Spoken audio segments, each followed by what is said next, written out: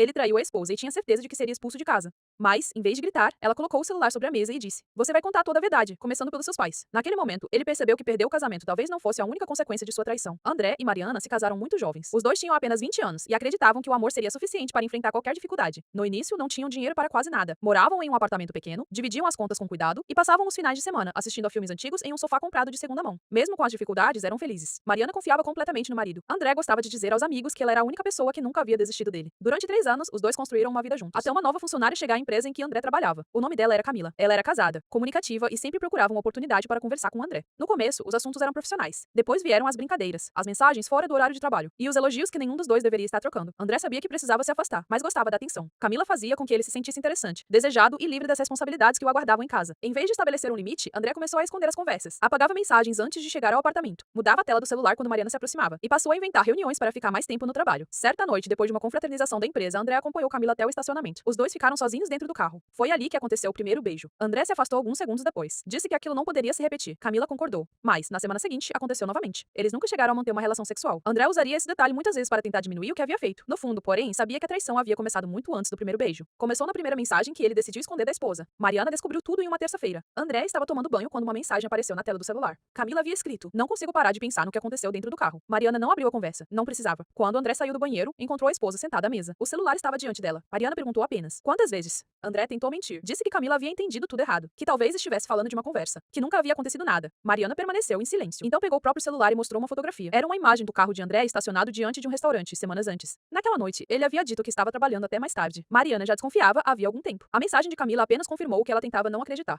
André finalmente contou tudo. Falou sobre as mensagens, sobre os encontros escondidos e sobre os beijos dentro do carro. Quando terminou, esperou que Mariana começasse a gritar, mas ela não levantou a voz. Não quebrou nada. Não pediu que ele saísse imediatamente. Apenas colocou o celular sobre a mesa e apresentou 3 condições. Primeiro, André pediria demissão e nunca mais teria contato com Camila. Segundo, ele contaria pessoalmente aos próprios pais o que havia feito. Terceiro, o marido de Camila também saberia de toda a verdade. André tentou argumentar. Disse que envolver as famílias apenas aumentaria o sofrimento. Mariana respondeu: "Você não estava preocupado com o sofrimento de ninguém quando decidiu mentir." Naquela mesma noite, Mariana ligou para Eduardo, o marido de Camila. Contou o que havia descoberto e enviou as mensagens que André ainda não tinha apagado. No dia seguinte, André foi até a casa dos pais. Sentou-se diante deles e confessou que havia traído a esposa. O pai permaneceu em silêncio. A mãe começou a chorar. André esperava que eles o defendessem ou dissessem que havia cometido apenas um erro. Em vez disso, o pai perguntou: "Foi para se tornar esse tipo de homem que você saiu da nossa casa?" Depois daquele dia, a relação de André com os pais mudou. Eles não deixaram de amá-lo, mas a admiração que sentiam pelo filho havia sido quebrada. Na empresa, Camila pediu demissão antes que André pudesse fazer o mesmo. O casamento dela com Eduardo também terminou. Em poucos dias, uma decisão que parecia secreta havia causado sofrimento em 2 famílias. André começou a compreender que uma traição nunca envolve apenas 2 pessoas. Ela atinge todos que acreditavam na história construída pelo casal. Mariana permitiu que André continuasse em casa, mas isso não significava que o havia perdoado. Durante meses, os dois dormiram em quartos separados. Ela não perguntava onde ele estava, também não discutia. A indiferença de Mariana doía mais do que qualquer grito. André entregou todas as senhas, começou a fazer terapia, encontrou outro emprego e deixou de sair sem dizer exatamente onde estaria. Mas Mariana nunca fiscalizava seu celular. Quando André perguntou por quê, ela respondeu: "Se eu precisar vigiar você para ser respeitada, então nosso casamento já terminou." O tempo passou. Pouco a pouco, eles voltaram a conversar. Primeiro sobre as contas da casa, depois sobre o trabalho. Meses mais tarde, conseguiram jantar juntos sem que o silêncio tomasse conta do ambiente. Mariana nunca utilizou a traição para vencer discussões. Nunca jogou o erro no rosto dele. Isso não significava que havia esquecido. Significava apenas que, se decidisse permanecer, não transformaria o restante da vida dos dois em uma punição interminável. Quase um ano depois, André encontrou um envelope escondido dentro de uma gaveta. Dentro dele havia documentos de divórcio. Todos estavam preenchidos. Faltava apenas a assinatura de Mariana. Quando ela chegou em casa, André colocou o envelope sobre a mesa. Era a mesma mesa em que havia confessado a traição. Ele perguntou há quanto tempo aqueles documentos estavam ali. Mariana respondeu: "Desde a manhã seguinte à descoberta." André não conseguiu esconder o medo. Perguntou por que ela ainda não havia assinado. Mariana respirou fundo antes de responder: "Eu não estava decidindo se conseguiria perdoar o que você fez. Estava observando se o homem que me traiu continuaria existindo dentro de você." André compreendeu que o perdão não havia sido uma escolha feita naquela primeira noite. Mariana escolhia novamente todos os dias. E ele também precisava escolher, todos os dias, não voltar a ser a pessoa que havia destruído sua confiança. Ela rasgou os documentos, mas fez um aviso: "Eu posso perdoar uma vez. Não posso ensinar alguém a me respeitar 2 vezes." 3 anos se passaram. André e Mariana completaram 6 anos de casamento. A relação não voltou a ser como antes. Segundo os dois, tornou-se mais honesta. Eles aprenderam a conversar sobre frustrações antes que elas se transformassem em segredos. André nunca mais chegou perto de repetir o mesmo erro. Não porque tivesse medo de ser descoberto, mas porque finalmente compreendia o tamanho do dano que havia causado. Na noite do aniversário de casamento, o celular de André recebeu uma mensagem de um número desconhecido. Era Camila. Ela escreveu: "Às vezes ainda penso em você." André não apagou a mensagem. Também não respondeu escondido. Caminhou até Mariana, colocou o celular nas mãos dela e disse: "Eu queria que você visse primeiro." Mariana leu a mensagem e devolveu o aparelho. André bloqueou o número diante dela. Ela apenas perguntou: "Você fez isso porque tem medo de me perder?" André respondeu: